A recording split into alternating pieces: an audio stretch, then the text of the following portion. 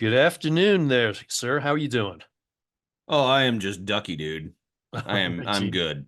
All right. Well, it's good to talk to you here from Salisbury, North Carolina, which is kind of out in the boonies northeast of Charlotte, eh?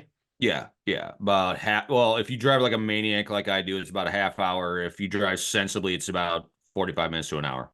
All right. Well, don't be like that guy who just got nailed by the Colorado State Patrol recently, who apparently he gets on TikTok and makes these videos. He was doing 150 miles an hour, made it from Colorado Springs to Denver in 20 minutes. Of course, dumbass goes and posts it, and guess what? They picked him up. So, Oh, yeah, yeah. yeah, That's why this generation will never be what we were. Yeah. yeah, not the smartest, right? No. Well, But good. 150 miles an hour, that's not bad. It's not No, bad it's at not all. bad. Yeah, but yeah, he was on a motorcycle, weaving in and out of traffic, Mm-hmm. creating all sorts of havoc. And Mm-hmm. I mean, it's nice to see you can make it from the Springs to Denver in 20 minutes, I guess. I know I've, Alive and in one piece. yeah, I mean, barely a plane can do that. So, Yeah. well, good. Well, hey, this is really exciting to get a chance to meet you here and everything. You've just come out with a book here. Actually, I should probably hold it up for the camera here. Called "We Did Not Deserve the Crapper: The Prison We Mm-hmm. Entered But Never Fully Left." Yep. And uh, it is a big book, but I sat down and I was snowed in on Saturday, so that's when I plowed through a lot of this. And um, it was we were just talking off air. It was certainly graphic. Mm-hmm. Tells a lot of a couple tours in Iraq that you had, as Mm-hmm. well as your upbringing and all the. Yeah. I would say you've had your share of what would I call it? Dysfunction, I guess, Yes. Yes. throughout your lifetime there between Mm-hmm. being the things you were exposed to by your family to Mm-hmm. not just exposed to in the Marines, but a whole lot more. Mm-hmm. You were neck deep in it and beyond. Yeah, that actually, the thing about that was my editor, my first editor, he told me I put that one story at the very end of the book about my childhood, waiting for my parents sitting at the front window in the living room. Right? I just put that at the end of the book. It was only 264 pages at the time.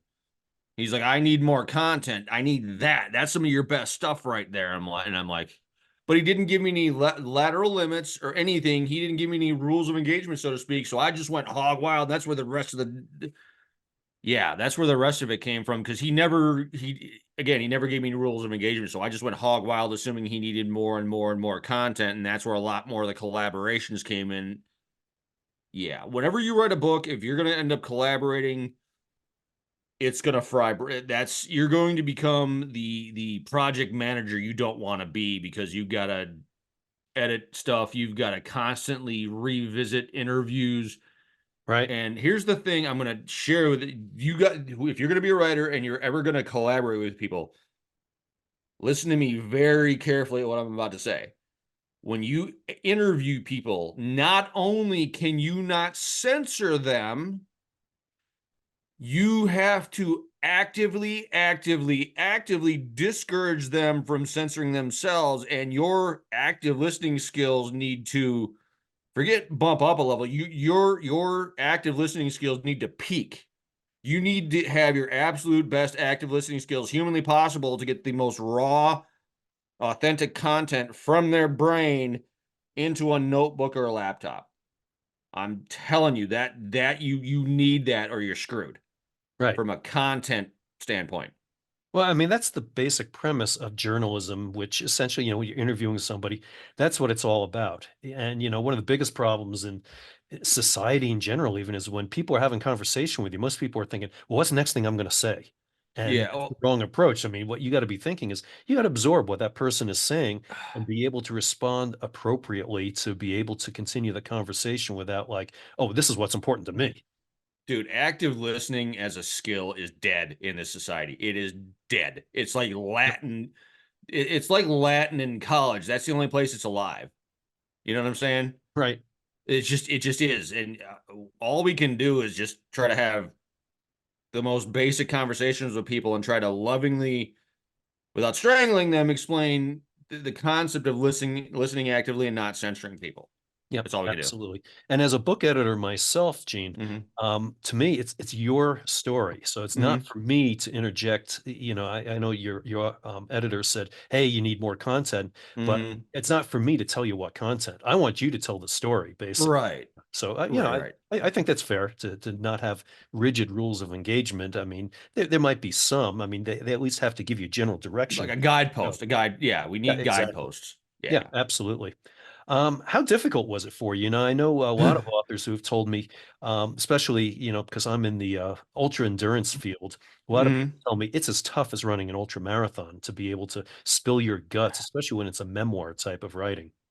Well, here's the problem with mine. It wasn't just my story. Yes, it was. I had one of my guys who the Wyatt Earp character says it's your book, and I'm like, no, it's our book because that guy literally he by the time I was done interviewing him, he was having body convulsions and crying.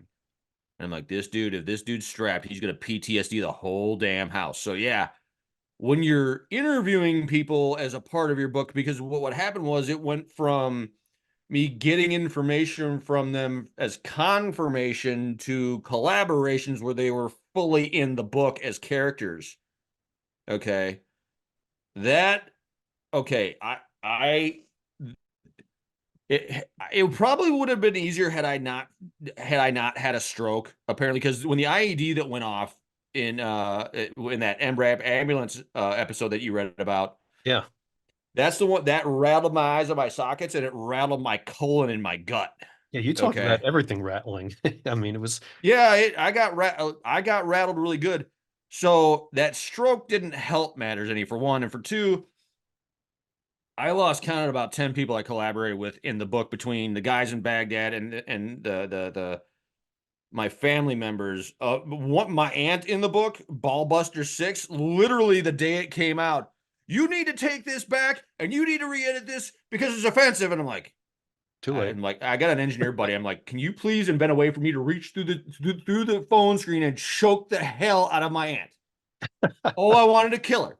Right. I literally I blocked her the day she said that, and I haven't talked to her since. And it's not even that I hate Really. her; it's just that It's like me wanting to reach through the phone to strangle her. It's like somebody hit the pause button. I'm like right here, wanting to strangle her still.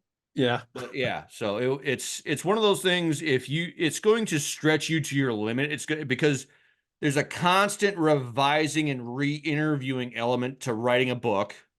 Then you've got to find somebody who's going to edit it who will be dispassionate without gutting it disrespectfully. Okay. And and Yeah, that's a cat here I'm on my like, lap. That's I big. saw the tail. I'm like, what? Yeah, yeah, there's a tail. Ah. As long as she's not on the soundboard, that's all that matters. Nope, she's happy on my lap here. All right, good, good, good, good. Keep her Named there. after Babe Ruth. So yeah, and I don't have a formal education in writing. I just write conversationally. It's what everybody likes, anyways. Right. So and the problem is I didn't really have a plan. The entire book was me flying by the seat of my pants, figuring it out as I went along. So it was probably, I'm not saying it was as hard as combat from just a sheer difficulty standpoint, but the stress of getting it right probably aged me 10 years. I'm not even joking. I'm not joking. It's an undertaking that you need to brace yourself for, and you'll be half dead spiritually and emotionally and mentally by the time you're done with it. Well, when writing about stuff like that, I can imagine. Yeah. Yeah. Especially when a couple of your characters, one of your characters, the Staff Sergeant Nambla character, there's a part of me in my heart and my soul and my spirit that will never allow myself to believe he's dead unless I see him dead or Right. I make him dead. He's Yes. that dude you don't turn your back on. You don't he's the uncle that the family doesn't leave the kids alone with. He's cuckoo for something a whole lot more potent than Cocoa Puffs. Right. Right. So yeah. Yeah, you mentioned in there, I mean, this was a particularly reprehensible character in your experience over in Iraq, but Yeah. here's a guy who basically has kind of disappeared off the face of the earth, or at least you were told, just don't look for him. You just like don't take it any further. He's Yeah, I was told that. yeah, I was literally told shut up and stop asking about him. yeah. So tell folks listening, like what was if you can capsulize it, because obviously if you went through the your whole description, Nambo, we take up the whole podcast, but Yeah. just give an Okay. overview of how Staff messed Sergeant up this guy was. Nambla. Yeah. Staff Sergeant Nambla. He was the really, really super smart guy. He was evil as hell. He was perverse on a level I don't even want to. I couldn't accurately, or I couldn't describe without changing the rating of the podcast, so to speak. Right. He was that dude that would activate your limbic system, that savage part of you, the fight or flight part of you. Yeah. He just activated that part of you. He was so evil. He he was the guy nobody ever turned their backs on, but he was super intelligent. So it's kind of confusing for you because it's like he's super intelligent, but dude gives me the creeps. He walked up behind me after the investigation because they put him. You don't put NCOs on water runs and stuff like that. You just don't do that. That's something you delegate to the E4 Mafia. Okay. Right. He walked up behind me and he dragged his hand across the back, my entire backside, across my tricep, across my mid back, and he just looked and like I felt a shiver run up my spine that I've never felt a shiver so violent run up my spine, and I wanted to kill him right then and there. That was I my he tested my restraint. Yeah. Okay. He tested my restraint on a level I never thought would be tested. If you want to get spiritual, yeah, they always say God, all those fire and brimstone preachers say, that you're a sinner and this, that, and the other. He tested my restraint as a sinner in a couple of different spots in the book. Yeah. Like, I've never been so tempted to kill someone the way I was tempted to kill him. I Right. mean, like I would not shoot him because that would be letting him off easy. That's how much I hated him, and it's taken me years to not hate him. If I had to give a progress thing, I was at 100% when I came home. I would just kill him dead 10 ways from Sunday, not shooting him. Right. Like violent, barbaric. I'm talking like Viking Blood Eagle evil. Yeah. Yeah, just Google Viking Blood Eagle. You'll see what I mean. And now I'm like 52% shoot him, or 52% kill him from rage, and 48% I'll use the term threat assessment, because he is cuckoo for something a whole lot more. He is cuckoo for Cocoa Puffs for sure. Yeah. But now it's a lot more, okay, this dude's nuts. Just for the greater good, he needs to be put down like Cujo should have been put down at the beginning of the movie. There you go. There Fair you go. enough. That's my assessment of the Staff Sergeant Namba character. Okay. Hey, I want to come back to Staff Sergeant Namble a little bit. Let Mm-hmm. me just step back real quickly here because the Yeah. listeners are probably like, well, what the hell is he talking about here? Mm-hmm. Let's describe, first of all, the fact that you had 2 tours of Iraq. Mm-hmm. Basically you were a mechanic who Mm-hmm. suddenly got, and he kind of, your book kind of starts off talking about your second tour Mm-hmm. specifically. So that's the one where Nambla and some of the other characters, Mr. Pink and Mr. Orange, and these guys Yeah. came Yeah. in. But the second tour, you were told the Army needs a prison guard. And you got sent over to one of the most screwed up environments Mm-hmm. you can Mm-hmm. imagine. So tell Yeah. folks a little bit more about that and what that was all about. Okay. The five most horrifying words a soldier will ever hear is the needs of the army, Right. which is we're gonna put you where we want to put you, and you're just gonna get the hang of it. That's the end of the discussion. Yeah. Okay. The second deployment was so the second deployment was so bad, it made the first deployment look like a deployment to Qatar, which is that's where we would take R&R. That's where the Air Force dudes go when they want. Oh, I did a combat tour. I was in Qatar, and everybody and all the Army guys and the Marines would laugh at them. Dude, this is where we take R&R. You're that soft. We get Right. it. Right. It's cute. Yeah. No, the second deployment was so bad it made the first deployment look easy. Yeah. And I went with that one first because I was never originally I was only going to write about part 2, and that was going to be it.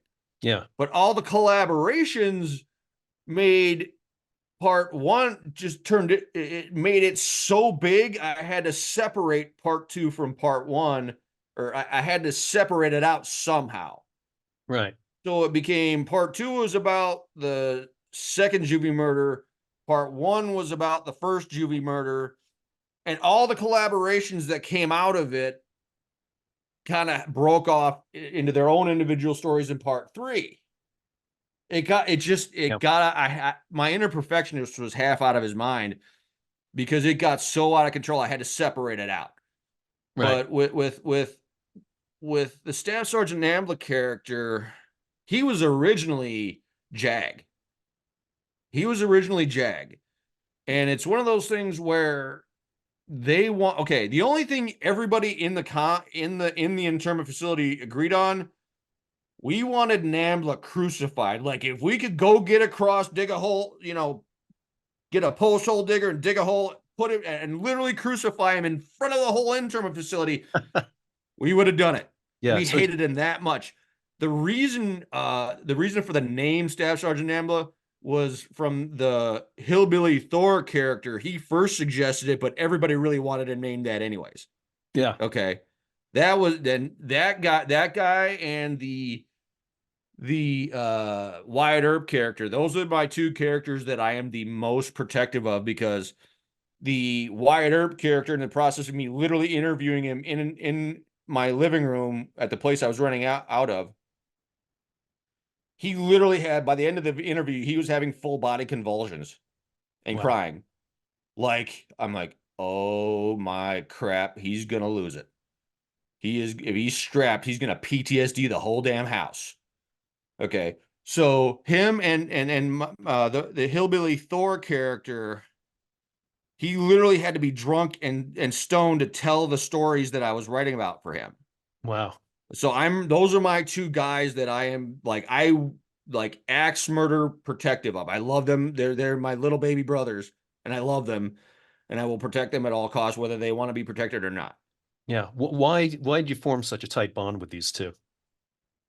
Because they were the ones that had the most violent reactions to telling their stories. Yeah. They were just so visceral and raw, and like the Wyatt Earp character's reaction, because he was literally in the couch, like literally on the couch 5 feet away from me. He was literally having reactions. And my other guy that I spent some time with after the book finally got published, he and I talked about it, and he let his guard down a little bit. And it's like, I will never regret doing this for them after that. Never.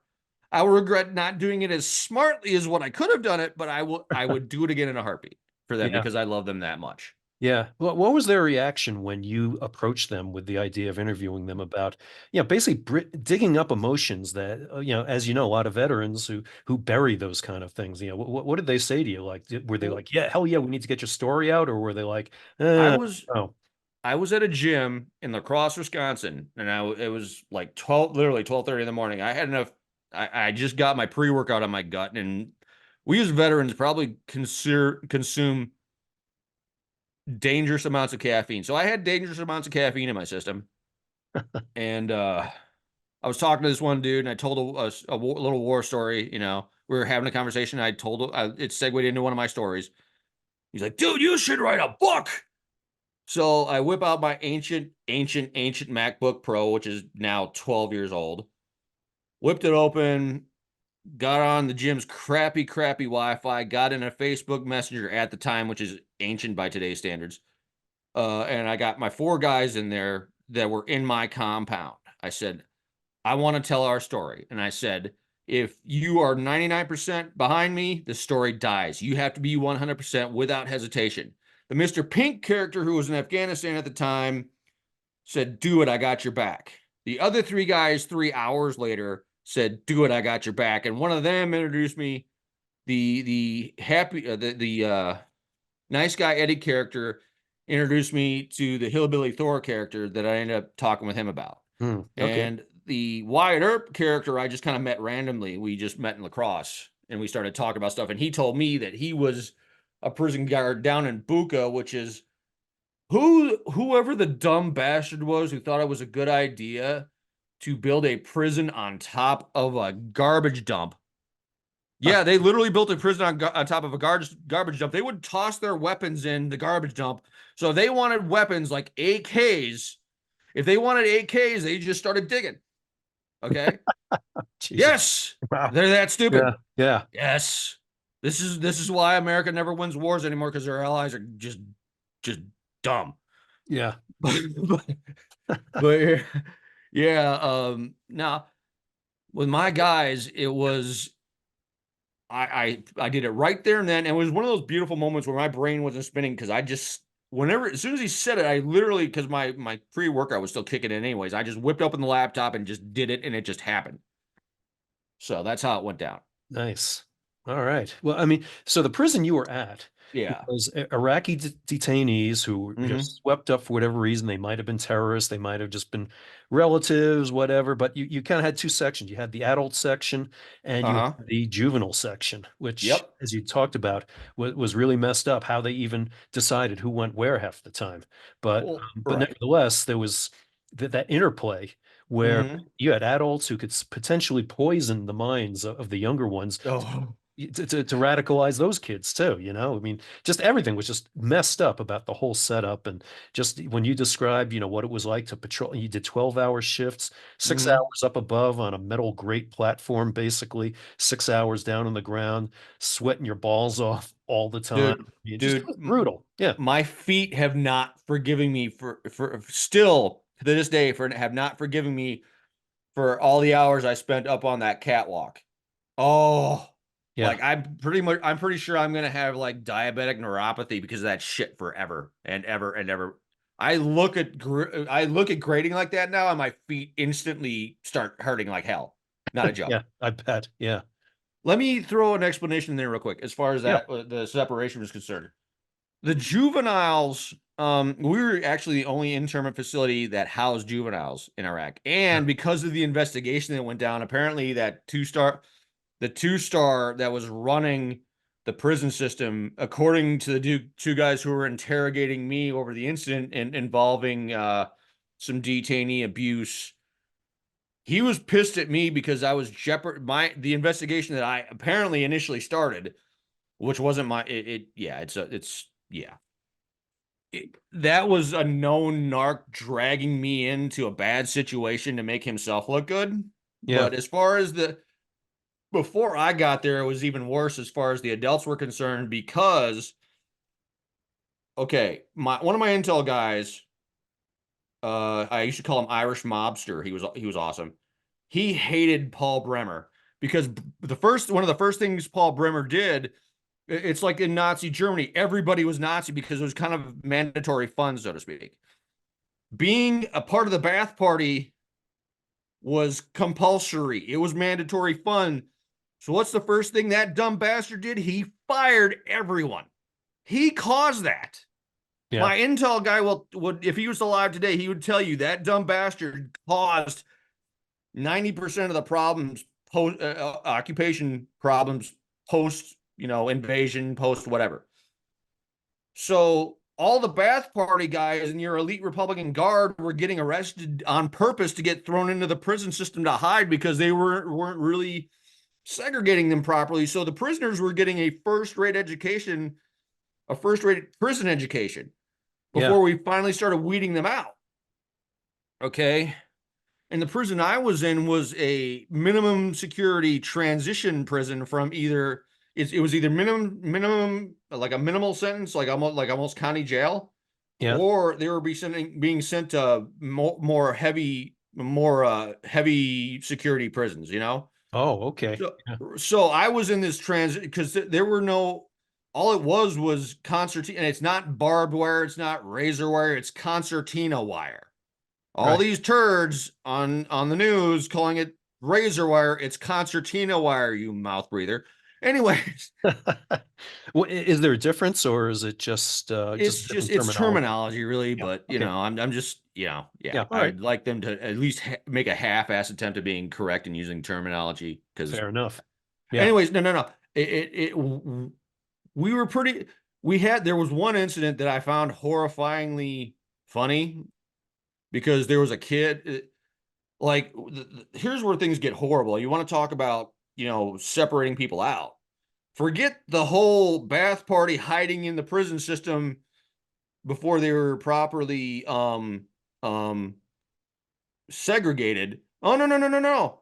Here's the funny. Apparently, we blew up everything in Iraq. Like, Okay. and like when it comes to records, like the rule was, if as an adult, you could be walking into the prison. I could be escorting you into the prison. And if there was not a birth certificate on you, you could claim to be 17 years old. You could be 17 years old for 1 year. We could put you in with the children. Right. Yes. Yeah. Even though you might have been 30 something or 40 something, Or just as yeah, or your there's no age. Brits. Yeah, exactly. Yeah. No, I'm Yeah. not Yeah. No, not a I joke. know. Yeah. And then there's this horrible part where this kid, he was like 17, 18, and we're like, and one of the E7s from inside the talk came with his birth certificate, and we're like, you know what, just cut him a break, because literally he's on this side pleading for his life, and all the adults were over here. Because Tight this ass, is, tight, you know. yeah, yeah. Yeah. This was a young man who obviously knew, yeah, he was going to be He was going to be, everybody's favorite Thursday night or whatever you call yeah, them. it's called No Man Love Thursday. Yeah, right, He basically he was fighting to not get the man love Thursday of his damn life the day he stepped foot over there on that side. right. And well, And some heartless bastard said, nope, throw him over there with the adults. that was the E7. And we were like, hey, cut him a break. Cut him a damn break. Right. And he's like, no, over you go. And well, let's just say he wasn't, you could tell the way he was walking the next morning that he Yeah. didn't get a break. Lived right down to his expectations. Right. Yeah. And that, yeah.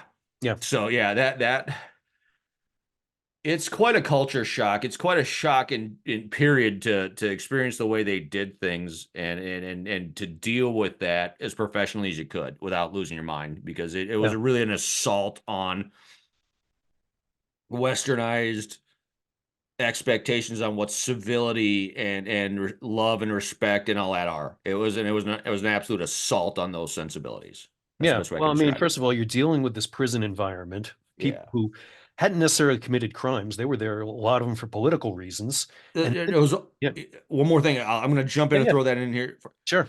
The Marine. Oh, what the hell? Shh.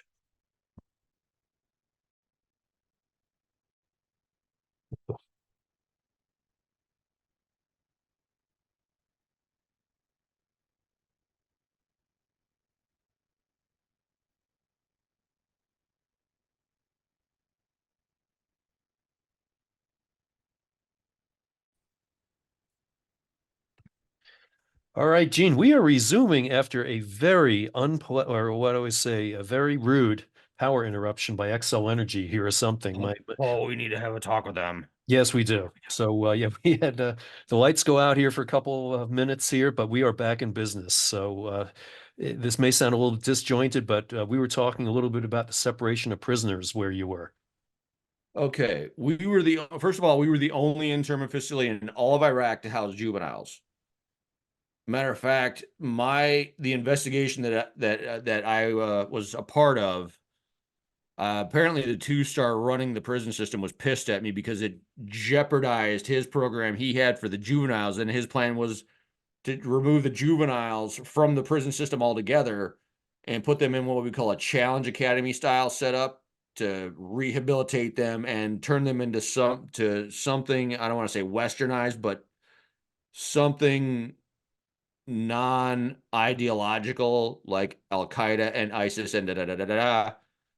And my apparently what I did jeopardized that, but what it was before I got in the prison, into that prison where I was stationed at, it was called Camp Cropper, which ironically means complete and utter failure, because Paul Bremer, that mouth breathing simpleton, according to my intel buddy, and I agree with him, he fired all the everybody in the Bath Party, which was pretty much everybody, because it was what we would call in the military called mandatory fun. You were doing it whether you like it or not. Yeah, So it was the average civilians who were getting, the Marines were sweeping up all the male civilians, so they weren't being used as suicide bombers, you know, right. which was based on how much opium was being turned into whatchamacallit, whatever, heroin, so they could use them, so they could drug them up, so it was easier for them to press the button, you know. And so it was average Joe civilian getting caught up in the sweep. You got your Bath Party officials and your elite Republican guard that were purposely getting arrested so they could hide in the prison system in that state at the time. And then you had the juveniles. Well, and I was going to say, these So guys hiding in the system there, they get themselves free room and board, basically. free room and board, and they developed this weird habit.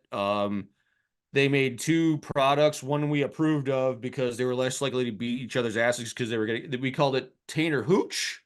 And then they had Tainer yogurt, the most disgusting. They basically, okay, you got those little cups or those little apple juice boxes, right? Yeah.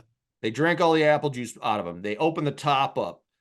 They'd put yogurt in it for the Tainer yogurt, and they basically let it go rotten, and they drank it and they got sick because they're dumb. Plus, if they would get sick, they would stay in the prison longer. They collect more money, and they get to live, you know, reasonably in reasonably air conditioned environment. Yada yada yada. They were just chilling. Yeah. The Tainer Hooch, they do the same thing with a box, but they put fruit in it and let it sit and ferment for a couple days, and they get a nice buzz. And if they were getting a nice buzz, they were less likely to beat each other's asses. So that's the one we encourage. Go Right. ahead, get buzzed as you want, as long as you're not beating the crap out of each other. Okay, sure.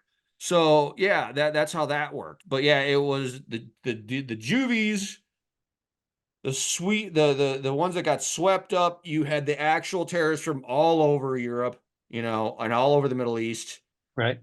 And then eventually they weeded out the Bath Party officials into what we affectionately referred to as Compound 5. And I could never write about Compound 5 because anytime I ever tried to talk to anybody about it, they were like, I sign an NDA, shut up and stop asking me about Compound 5. But yeah, that's where Saddam and Tariq Aziz, by the way, a practicing Catholic, kind of mind blowing, Yeah. and all the other high value targets were. That's where a lot of your Bath Party scientists and your elite Republican guards ended up at, I Hmm. think. All right. So yeah, that's the rudimentary separation as Yeah. far as the prisoners And went. just for listeners, Tainer is what you call the detainees. Yeah, we call them detainees. Yep. Tainer was just a belligerent way of calling them detainees. Right. And And the weird thing about that was when we went through our sensitivity training classes, they're like, so they can stab each other, they can beat each other, they can decapitate each other, they can do no man love Thursday butt sex from here to eternity, but God help us all if we called it. Calling them tainers is the hill you're gonna die on, really. Really. yeah. Right. And I was trying to get thrown out of that. I tried everything I could to get thrown out of those sensitivity training classes, but they wouldn't throw me out. And it's like, how belligerent do I have to be to get thrown out of a sensitivity training class? See, I think You know? that was the point. If you were belligerent, you needed the sensitivity class in their mind. Yeah. Yeah. I suppose. Then the juvie section went up to age 17, and Oh, I think the youngest you said was maybe like 12 or something. 8. 8. Holy crap. 8. Yeah. So they So yeah, no, that 8-year-olds story's in the book. behind bars. Yeah. I'm sitting there, they're walking this kid, and I'm like, oh hell no. No, no, no, no, no, no. And we're all okay. Here's the thing. Here's where it's bad. The moderates who never say squat, they never say squat. And the first thing we said to them as soon as we saw the kid, this was not our idea. We did not, this is not our idea. We're against this as much as you are. Don't blame us for this shit. Pardon my language. It's good. They're like, this is the Tox fault. That's the first thing we said. This is the Tox fault. You blame this on them. I mean, just without even thinking. And they're like, and the moderates never ever make threats, mind you. Before I tell you this, they're like, you have 24 hours to get that kid out of this. First of all, the first thing he said was, you keep him in the little rec yard that we had in there. You keep him where we can see him. Like, sure. Yeah. And when you tell the kids, you keep him right there. You don't move him. If you move him, we're coming in to get him. Okay. So, and we delivered the message. They had him out in,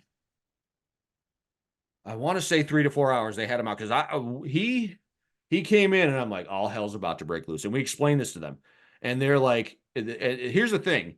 The Sunni and the Shia never, never, ever, never, ever riot together.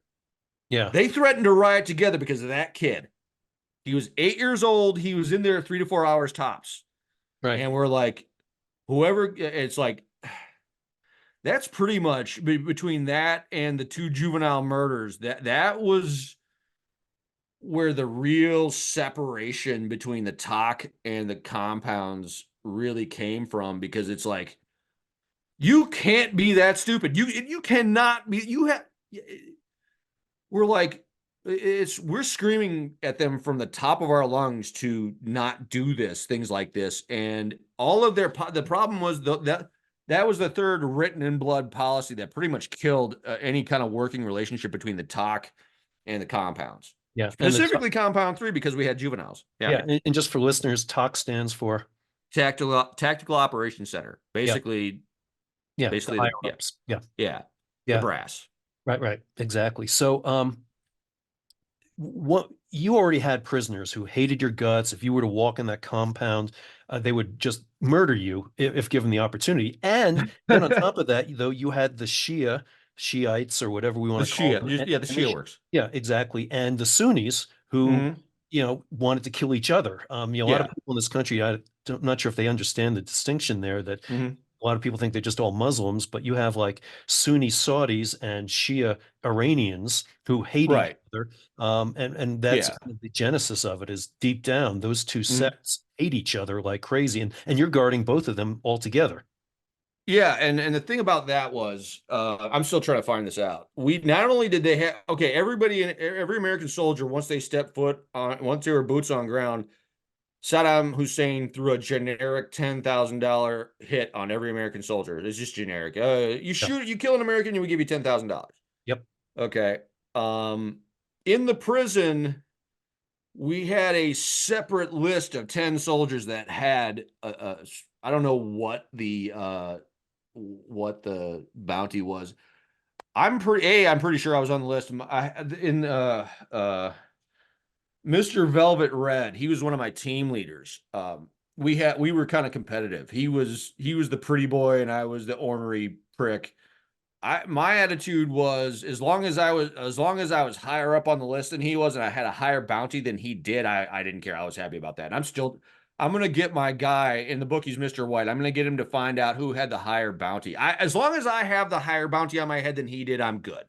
And Okay. here's the thing, no. They Yeah, no, hated me as much as they hated him, and I was only there half the time. So I should be, by that metric, I should be higher on the bounty list than he was. yeah, you did a good job of earning a higher bounty, as you Oh described. yeah, yeah. Yeah. And the thing about that was the Sunni could riot whenever they wanted.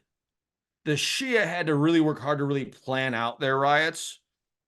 And the problem was we had one prisoner. His name was Angry Speaker.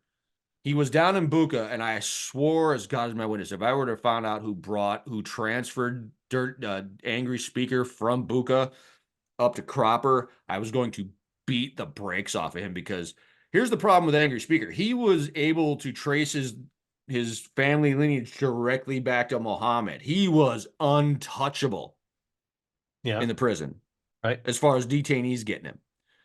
The reason I'm always going to have a love in my heart for Mr. Velvet Red, Angry Speaker, because he was as bulletproof as what he was in the prison, he got really arrogant and he got really complacent. And Velvet Red was my guy, dude. I loved him, but I still wanted to be on a higher on the list than he was as far as, bounties. But yeah, Angry Speaker was not done negotiating with Velvet Red. Okay. He grabs his arm, and Velvet Red, he said, "Oh, that's a bad idea." He reaches around, grabs his arm. Now he's in they got the two big main fence posts, and there's about this much of a gap, just enough to get your shoulder through. Yeah. He yanks his arm. Velvet Red yanks his to where his shoulder socket is all the way in, wedged in between the two fence posts. Ooh. And Angry Speaker proceeds to eat an entire 3-pound bottle of pepper spray. And then he gets thrown in the solitary cage. Yeah. And by the way, Velvet Red had been recording offenses and just marking people's names, and he just had they didn't know it, but they were on the waiting list to get in the solitary cage. A They waiting threw list. Great. and so Velvet Red throws Angry Speaker in the solitary cage. We're gonna riot, and you're like, go ahead. I was the bad guy. I was the enforcer. I was Spazmasterflex. I said, go ahead. We've been wanting to adjust your attitude. We've been wanting to adjust your attitude. And then they shut up. And then they threaten again. And I'd be like, go ahead. We want to adjust your attitude. Then they'd shut up.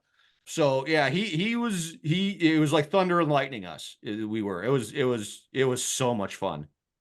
Considering how dysfunctional it was. Yeah, I was gonna say fun in a very perverse, sick way, right? Yes, it's called gallows humor. It's how you cope. It's a Yeah, coping that's mechanism. yeah, and that's a good point. And speaking of coping and such, the two of the bigger incidents that really Mm-hmm. kind of led you to have to find ways to cope, I guess, was Mm-hmm. the two teenagers who ended up getting murdered, sort of Mm-hmm. on your watch there, and we Well, no, have to go into. one of them happened on my watch. One Yeah, of them happened on another guy's watch. I got to make that distinction okay, because okay, good. that one was the first one was easy for me because that kid got himself killed, but my buddy Mr. White it messed his head up because it happened on his watch. Yeah, yeah, Oh yeah, we've been talking to each other about that for a while. It because he was my team leader and he was a professional the way he was. He would never admit to me for years that it hurt him, but he finally during the collaborative process admit that it hurt him. So yeah, yeah. yeah. No, and people can read in the book about what happened there. It was, as messed up as everything you've been talking about already in this podcast. Mm-hmm. Just the crazy shit that happened over there. Mm-hmm. Um, let's fast forward if you wouldn't mind, Gene. Mm-hmm. 'Cause we could talk about your experiences over there forever. I mean, heck, the book is 400 pages. There's an awful lot Mm-hmm. of, you're talking about just the crazy, crazy crap that took place. But Mm-hmm. um, for years, it took you a while to be able to kind of work your way through a lot of what happened over there, and before you started turning a page, I guess you might say. Mm-hmm. So, kind of describe for us, if you would. I'm sure listeners would love to hear more about how you processed all that. Well, here's the problem with the second Juvie murder. It happened on my watch. Okay, first of all. Yeah, So I took it personally. And the thing is, what it did was it's like an engine block that grenades, where it just you'll have a piston, like you'll have a connecting rod fly out of the block and embed itself in a brick wall. And yeah, it destroyed my confidence in my ability to make decisions because it's like it happened on my watch for one. The kid who killed the second juvenile was being recruited by the Takfiri, who are basically the Muslim equivalent of atheists and anarchists. yeah. They're they are cuckoo for something a whole lot different than Cocoa Puffs. And let me give you a little just an idea how bad it is. If the Wahhabi and the Salafi are the religious ruling class of the Sunni side of the House of Islam. They run the Sunni side of the House of Islam. Their attitude is, and I quote, "It's our world. You're living in it. Convert or die." Okay. Hmm. If they had a choice between shooting a Takfiri and a Yankee infidel, and they only got one round left, they're shooting the Takfiri. That's how hated the Takfiri are on the Sunni side of the House of Islam. The Takfiri were going after the kid that killed the second juvenile. And the crazy thing was I had a good functioning relationship with him. Yeah, So when they finally got him, my question was, when did they really convert him? Because if they converted him right away, we all got played. right. Yeah, there's If a they kid you did, said you had a good relationship with who one day just said, "Hey, I can't talk to you anymore, Gene," or right, he whatever literally he said he called you. couldn't talk to me anymore. Yeah, And right. I actually had I wanted to start killing Takfiri, Yeah, like breaking necks and pink misting him, some of these turds. But yeah, the problem with the first juvenile murder, he got himself killed. He would literally narc out Sharia court members in front of everybody. You can't keep kids from getting themselves. You can't keep them from doing stupid things that they want to do stupid things. yeah. And this Sharia court was It's holding. how they enforced order in the prison, and they did it Yeah, violently too. Oh yeah, But no, absolutely. Yeah, the we're all familiar with how Iranians treat their own people, yeah, and it was the same thing in the prison, which is kind of nuts. right. And the thing for me, the problem I always the problem always was I felt like I had to be honorable and take the blame because the douchebags and the talk would never do it. Yeah, They would never do it. So I felt like I was being honorable and filling in that void for one. And for two, it's like when you're following a diagnostic trouble tree and fixing a car. You're always checking specs. You're always saying, yes, go to this, do this series of tests, do this series of tests. It was like I could not trust myself because that kid died on my watch. It just played yeah, over and over and over and over and over. And I spent years waking up crying and screaming and throwing things, and I had my guys having to tell me you did the best you could with the information you had and the garbage leadership that you had. I'm still struggling with it, but I'm getting there. And this program I'm doing, hopefully it'll treat the stroke that I apparently had in Toledo Ladder. Because the problem with this and the processing was I was in 3 different units on that second deployment. yeah, What happened in Baghdad was the first part of the deployment.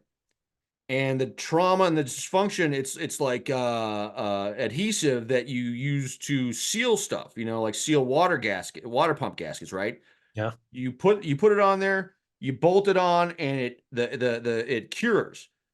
The trauma and this dysfunction, the first part of the deployment cured over the rest of the deployment. So it was just I numbed out and it became that much harder to process and deal with stuff. I wasn't taken home right away and dealt with and helped. I stayed over there and the trauma just cured. That's been the problem. And no amount of counseling and the counseling that you get from the VA and certain counseling services is just rudimentary basic crap and it's not really effective yeah. because it's done lazily. It's done in a really lazy manner. They don't care. Flat out, they don't care. Hmm.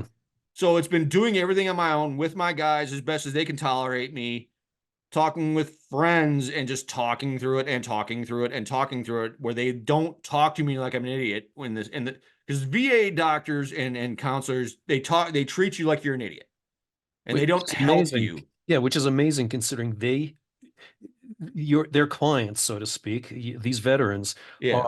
I mean, this should be right in their wheelhouse. They should Well, know better than anybody how to talk to veterans, well, no, and they're that's the not. thing. Yeah, They are actually the VA is actually used to train doctors, and we're just the guinea pigs that they train on. yeah, exactly. It's literally how it is. That's what the secretary of the VA in California said, whichever secretary that was.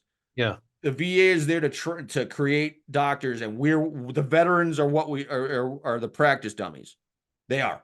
That's the scary. truth. Yeah, no, that's I it's mean, I don't know if you saw it, incredibly but sad. Yeah, I sent a video to my publicist Ross to send to you, where one of my guys, his name is Chad Chase. I literally interviewed him when I had a podcast. He literally told me that his VA doctor said, if you're not going to listen to me, you just need to kill yourself. And he prescribed him enough morphine to kill himself, Jesus, literally. what the hell? So, yeah, as far as the processing part, I'm on my own. All of us as veterans who have been downrange and been through that level of trauma, essentially Yeah, we're on our own because the VA does not care. They're too stupid and lazy to care because they know we're a captive audience, so to speak. right, So as far as processing, it's writing like this. It's talking with your friends as best you can. You just do what you can, and then when you find out you have a stroke, you find a way to treat that. right. So yeah, we're essentially on our own, and I'm just working through it and working through it and working through it in the most slow, painful process possible to because I'm on my own. The VA is worthless. Yeah, If they were worthless, that would be an upgrade. So there you go. right. Okay, perfect. So you had this stroke supposedly in 2019 after having been discharged, and what was it, like Well, okay, 2015, it was was it? either I don't think it was in 2019. Okay. They said it was a really old stroke, Oh, okay. Yeah. which would have been okay. In the book, it was the EFP what I think it was the EFP that blew up outside of a little base called Fob Delta. Yeah. Okay, we violated and that's in the book. It's when it was the brand spanking new MRAP that had, wait for it, functioning air conditioning. It had functioning air conditioning because it was an ambulance, so the patient had to be kept reasonably cool. Yeah. So because we didn't have any patients in it at the time, we just took cardboard pieces and redirected the AC into the front where we were. Hmm. But yeah, so what happened with that was the EFP. We stopped. Somebody stopped in front of, because I'm at the ambulance is almost at completely at the back of the convoy. Okay, Right. and we violated a cardinal rule of the convoy where you don't stop outside the front gate, but we stopped outside the front gate. The IED/EFP goes off. Yeah. And We're you gonna don't stop estimate. because it makes you a target. Yeah. Yeah, you're a sitting duck. Right. So it goes off.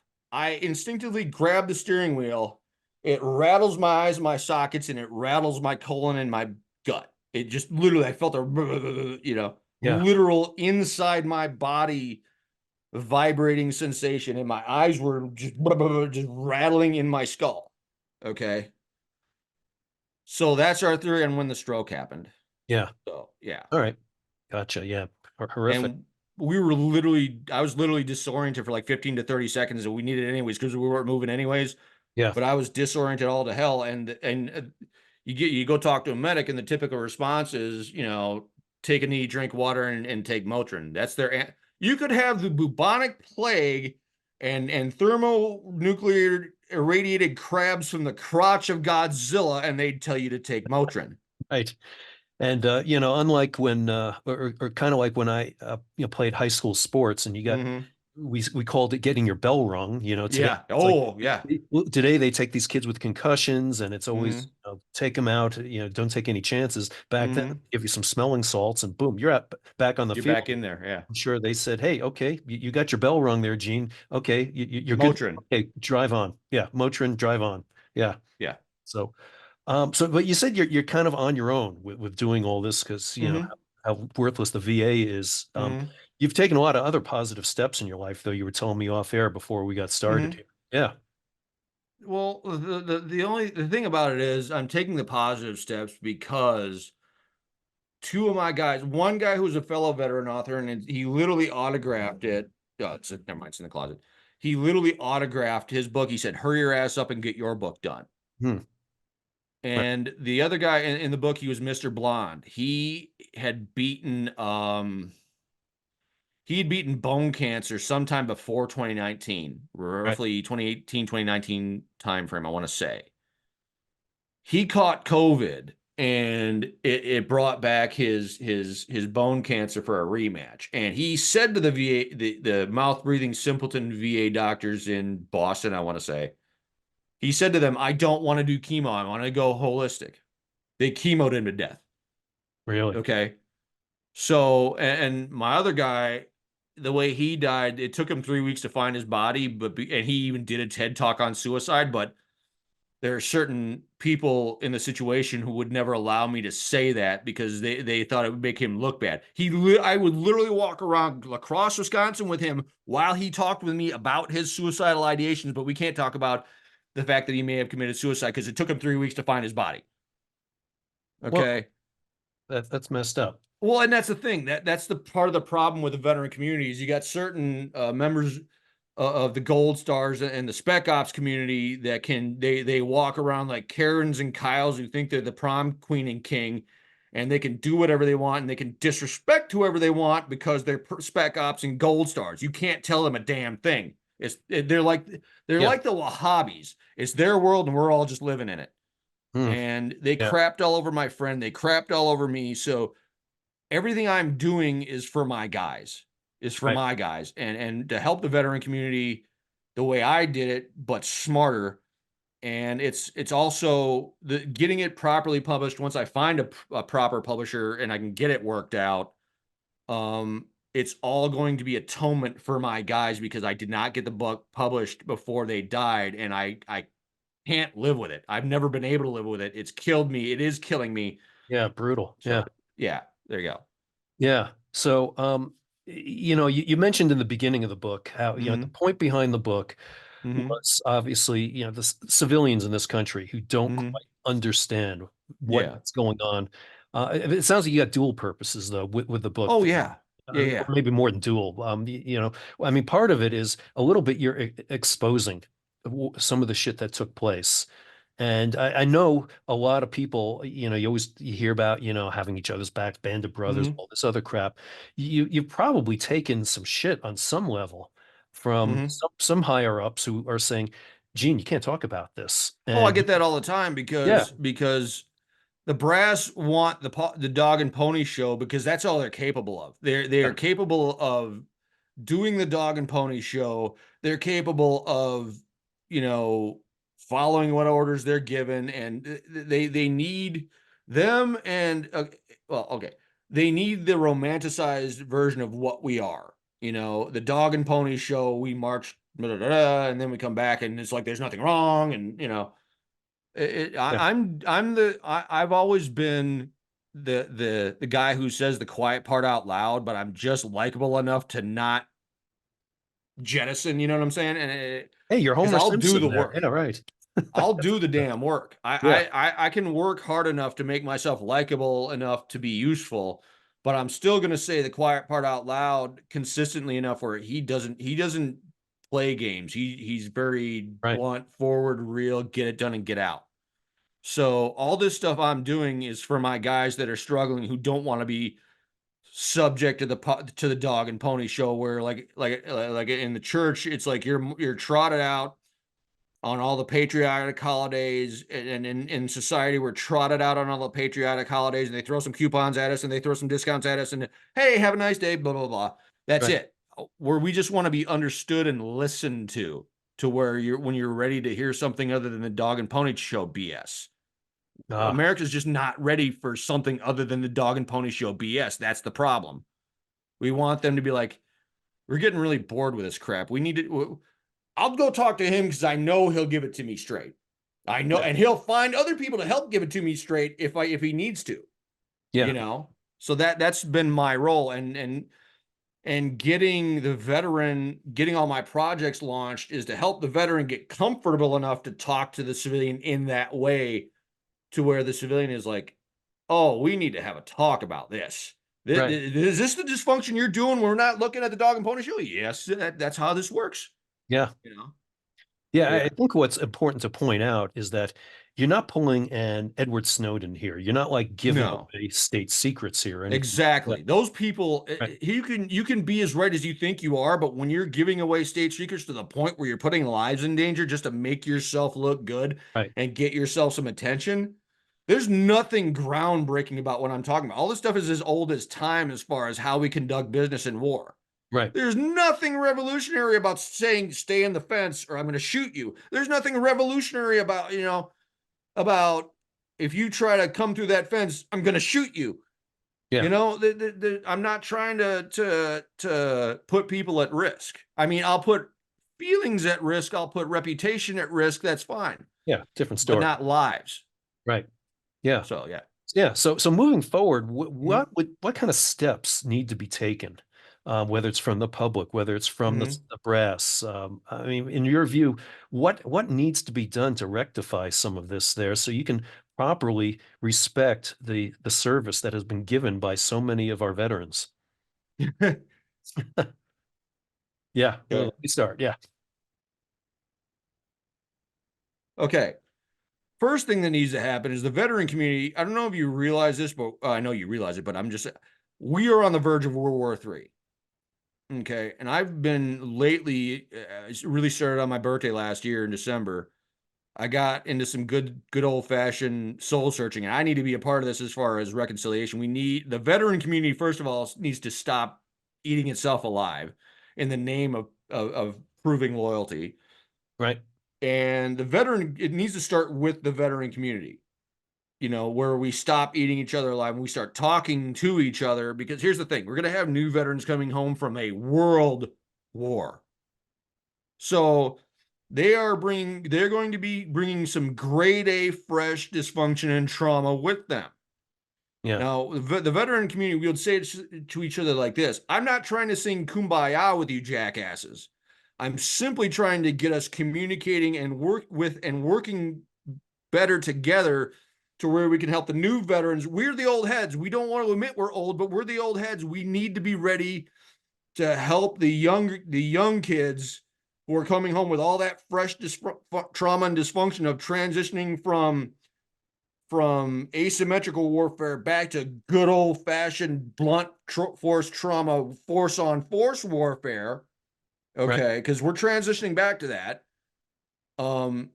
And we need to be there to help them, which means we need to be better at communicating together and coordinating together to get them to a place where we can be of help to them. It's like the parents being like, okay, we got to love each other enough to stay together for the kids to get them through this. Yeah. As much as it sucks, first thing we got to do is we got to stop killing each other in the name of proving loyalty and talk to each other, not at each other. Okay. Sure. Second thing we got to do is we got to sit down and have a talk with the civilians and say, this is how it really is when you're not being distracted by the dog and pony show.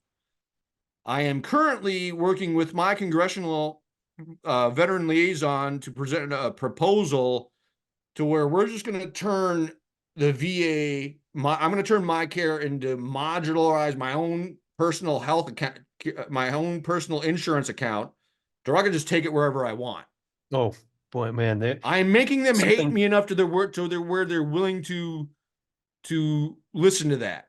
And what Yeah, I'm going to say this, it's going to have to take the I, ultimate in I, radicalization. If you, yeah, go I'm ahead. gonna say this. I'm Yeah. gonna say this. Yep. I'm gonna say this. Okay. Whatever committee chairs Veterans Affairs, here's my solution. Here's how I want to do this. Okay. You take every single member of that committee, you strip the entire committee of their oversight. If one of them lives in New York, we're going to get every committee member is going to get their own C-130.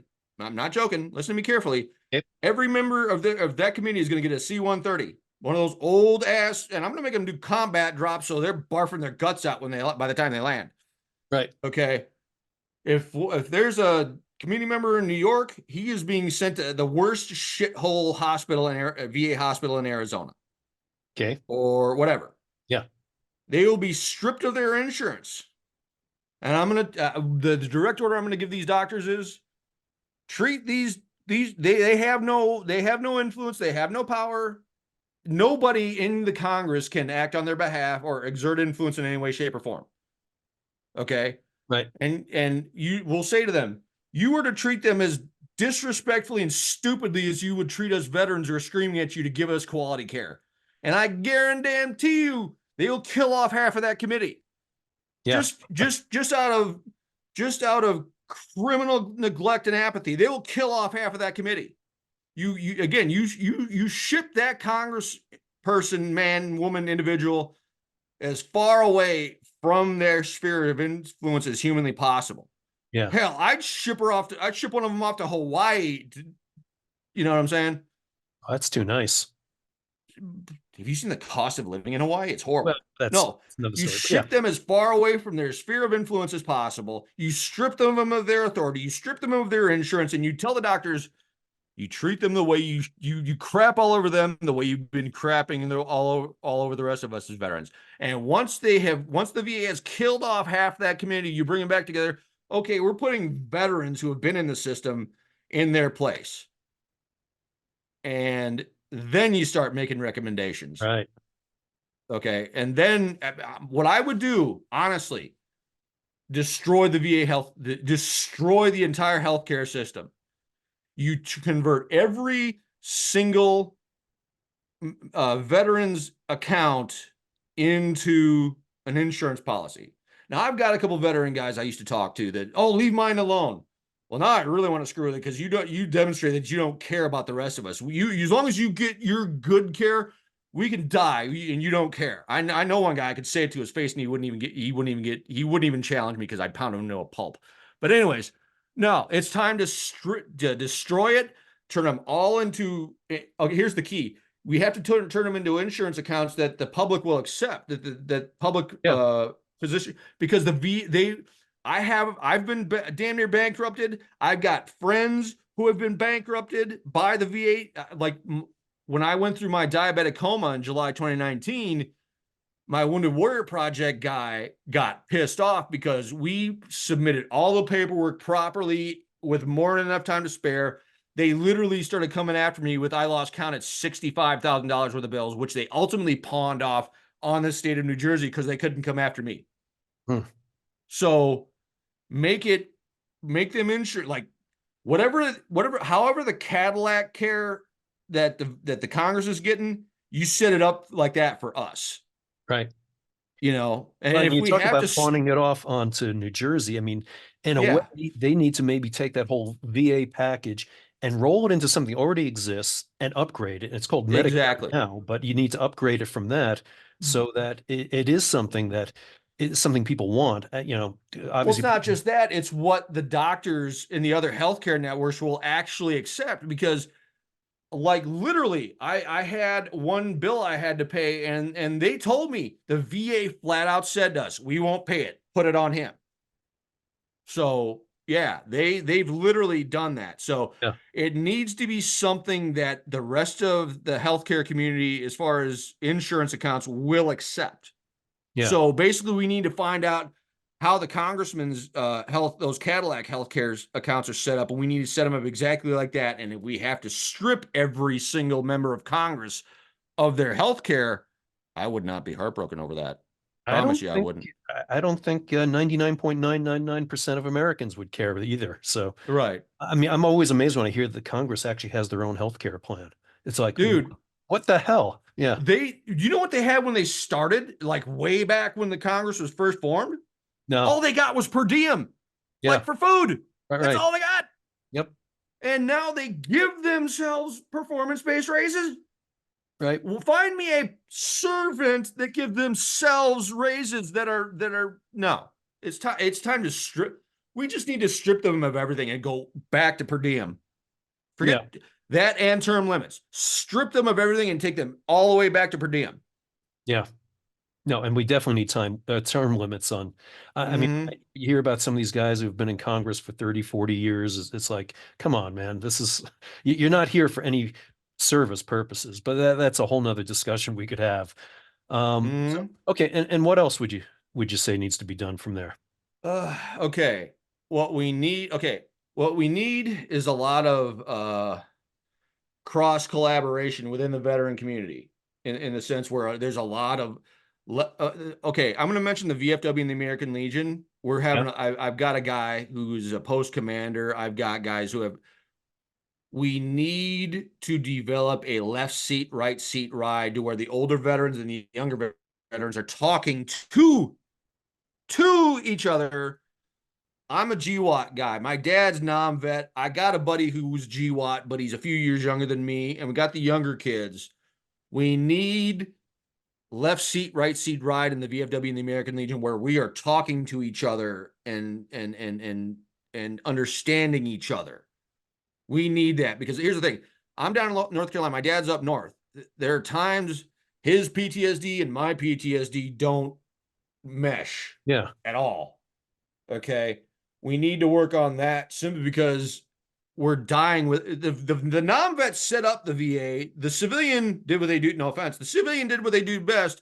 They ruined it, because you either got veterans that hate, you got civilians that have a romanticized idea of what we're supposed to be, like Yeah. Greg, who was in the National Guard, or Jerry, who was in North Korea. No offense, you civilians don't have a contextualized idea of what we are. So it's this romanticized idea of what I'm supposed to be. No, you talk to me and understand me. And then the other thing we got to work on is we got to work on the dependents, who are in the veteran community as guests, who have kind of Linda, Becky, Karen their way in, Yeah. and they start acting like they own the place. We need to grab them by the collar, walk them to the door, and be like, come back when you've fixed your manners. Yeah. I, you Exactly. know, so it needs to be a lot of conversation where we get back to some basic. Remember when I said that active listening is dead as a concept? Yeah. We need to take the shock paddles to that and bring it back like now. Yeah. We need active listening and not bludgeoning each other to death in the name of proving loyalty to make a comeback like right now. Because again, it goes back to I'm not trying to sing kumbaya with you jackasses, but we need to work together to get things fixed on a fundamental level. And because the kiddies from what's about to become World War III are going to be coming home again with fresh dysfunction and trauma, and we're not even close to being ready to deal with it. But we need to be taught the spec ops and the rangers and the gold stars need to come out down off their high horse and talk to us commoners. The civilians need to just shut up and take notes, and the pogues need to maybe not. I'm as combative as they come. I'm what's called the pogue, people other than grunts. We're the ones who support the infantry, Yeah. either directly, indirectly, whatever. Spec ops and the rangers and the seals and all them and the gold stars need to come off their high horse. The pogues need to stop being so nasty, arbitrarily combative, and I'm guilty of it. I'll own that. That's fine. Yeah. And we need to sit down, and the civilians need to come in and sit down and shut up and take notes. And when you talk to somebody, there's two ways you speak. You either speak as a master where you know, or a student where you need to learn. Civilians, you're students. Get a notebook and a couple of pens.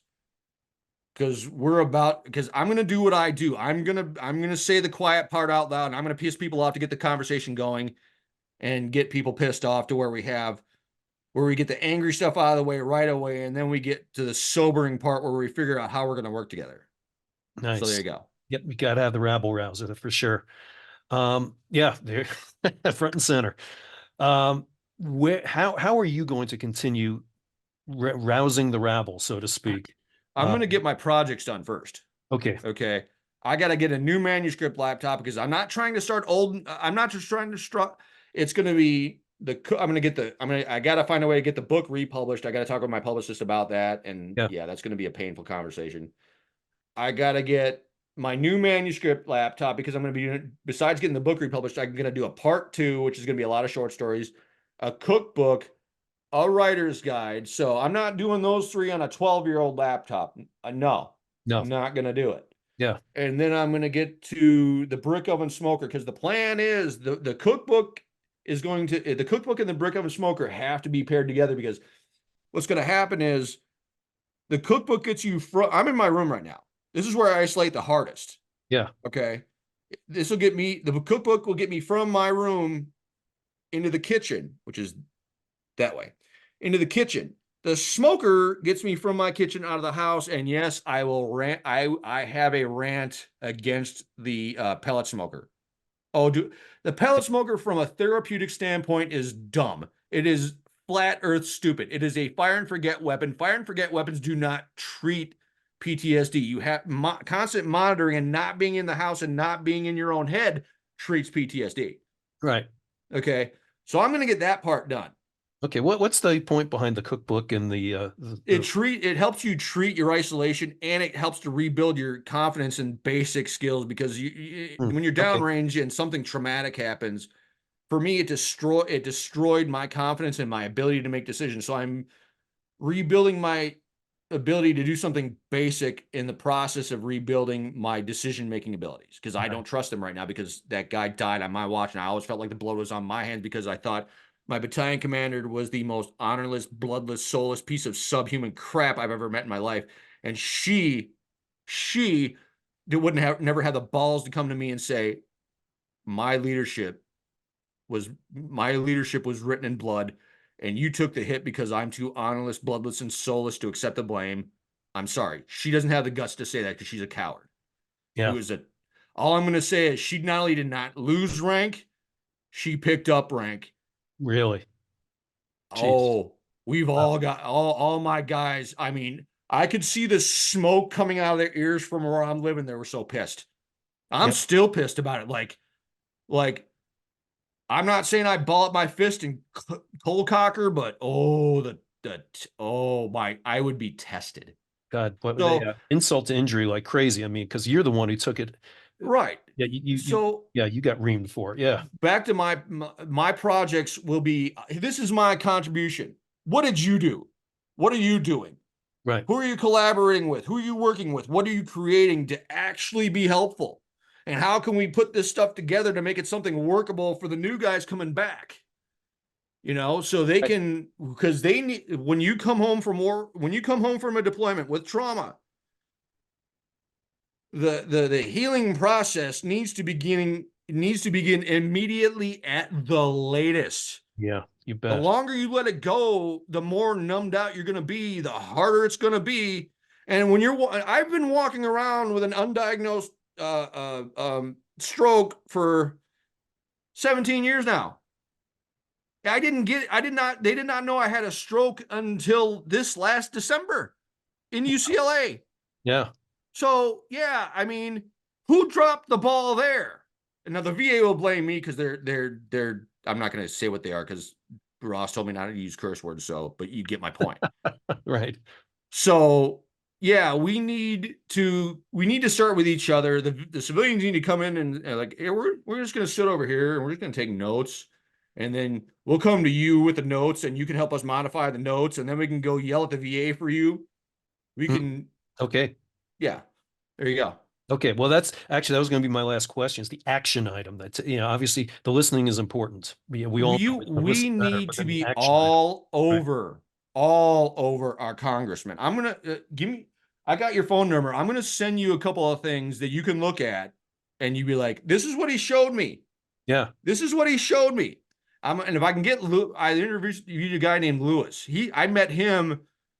One of my female friends, who's an actual genuine friend of the veteran community. She's female. She's a civilian, but she's awesome. She said, you need to talk to this dude. I think he's going to commit suicide. I called him up.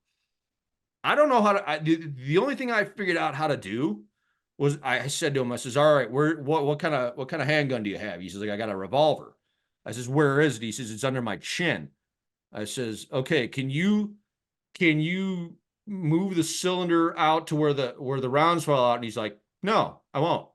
I says, Oof. all right, Okay. will you put it on your lap so I can at least have a conversation with you where I'm not picturing it under your chin? Yeah. No kidding. He did that. And then I talked him down.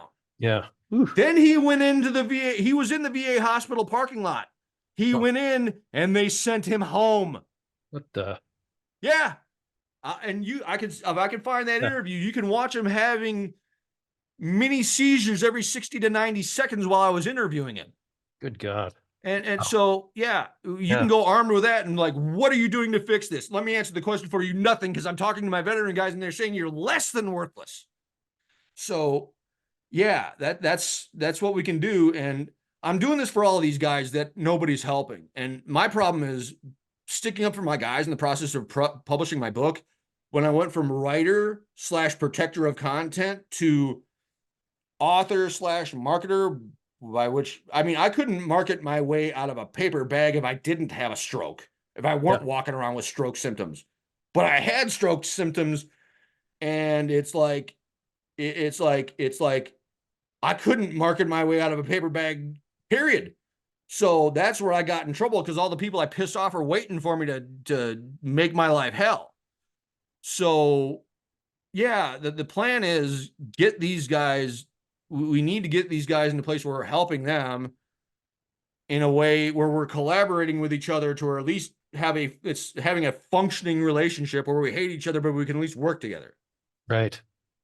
Nope, that's fair. I mean, that's the problem with discourse in this country. I mean, you can be on opposite sides. You don't have to hate each other necessarily. You don't have Right. to call each other names, but you got to find a way to compromise so you can make some progress here. Again, active listening needs the shock paddles, needs the defibrillator paddles taken to it if we're ever going to get, to where we're actively listening to each other. Yep. That's what it is. We need to bring that back like yesterday. Yeah. Good, good. Well, Gene, this has been awesome. And not only talking to you, well, first of all, reading your book was quite the privilege. Talking to you is even greater privilege. I love your passion for what you're trying to do. Mm-hmm. I hope listeners take it to heart and follow some of your advice. Let me ask you, where can people get this book right now, or is it this Right now, it's page on on? Amazon. That's the old cover. The new cover, I'm going to send you. Okay, go to Amazon and look up "We Did Not Deserve the Crapper." But I'm going to send you the Yeah, link. I'll send you the link so you can order the new one, so you can have the new one. perfect. And yeah, I'll send you that link. But go on Amazon and look up "We Did Not Deserve the Crapper," the prison we entered but never left.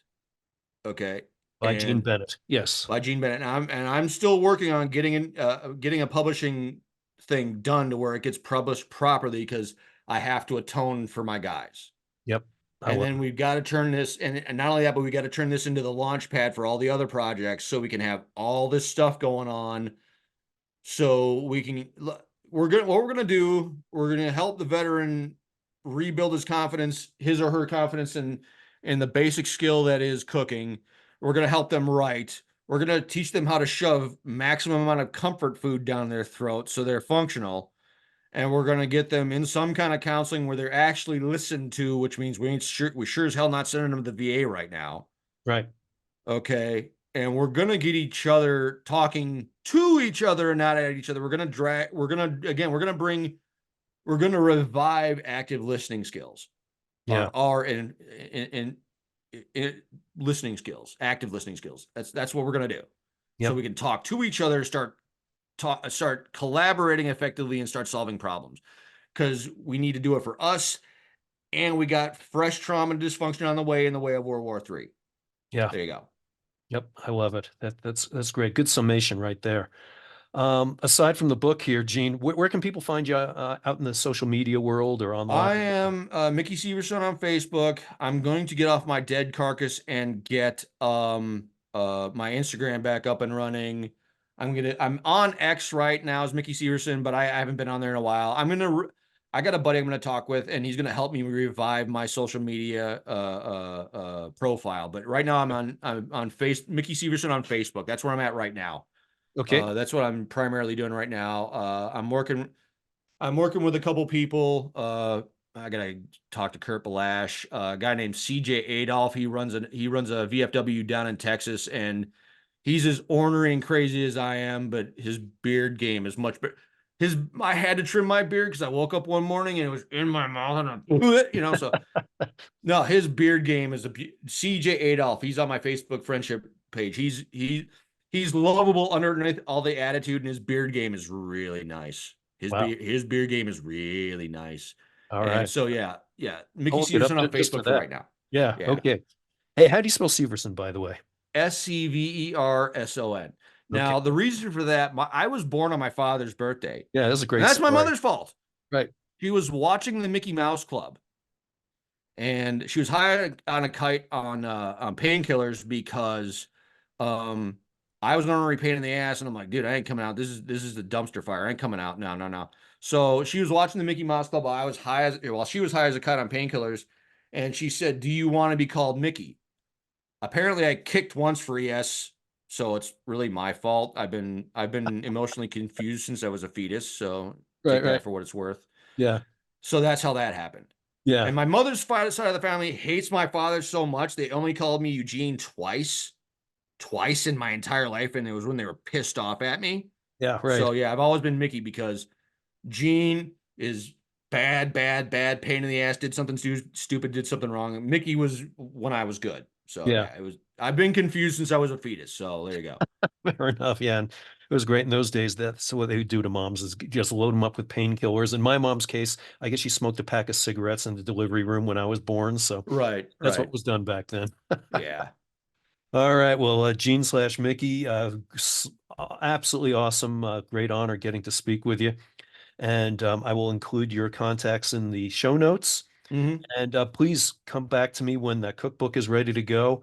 Whether you need an editor or you just want to get the word out about it, I want to get the you know, word out, and I want to see if I can find a secondary publishing option that's not like Amazon because Jeff Bezos, based on what he did to Rings of Power, I'm not surprised at how piss poor Amazon KDP has been for me because you have to basically have a full on publishing team to get anything done, and Jeff Bezos, again, because of Rings of Power, I know now why.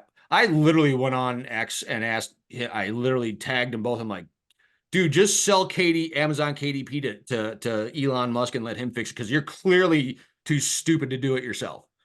So yeah, but that's a Well, story for another time. yeah, I was gonna say I don't know about But any of those yeah, guys in I'll that be power. back on with a cookbook, the writer's guide, a possible volume two, a possible firearms for dummies guide from an old friend from one of my friends that's in the book. Yeah, And once I get that whole at least okay, at the very least, if once I get the cookbook and the brick oven smoker done, I'll be back on with progress reports on the other two. awesome. Well, I'm looking forward to it. Me too. It's an awful lot of fun to read this first effort of yours here. Mhm. And I hope a lot of other people take up the offer here to read it as well, because it is very eye-opening, if nothing else. So thank you so much for your time here. This has been, like I say, a great honor. Thank you. You bet.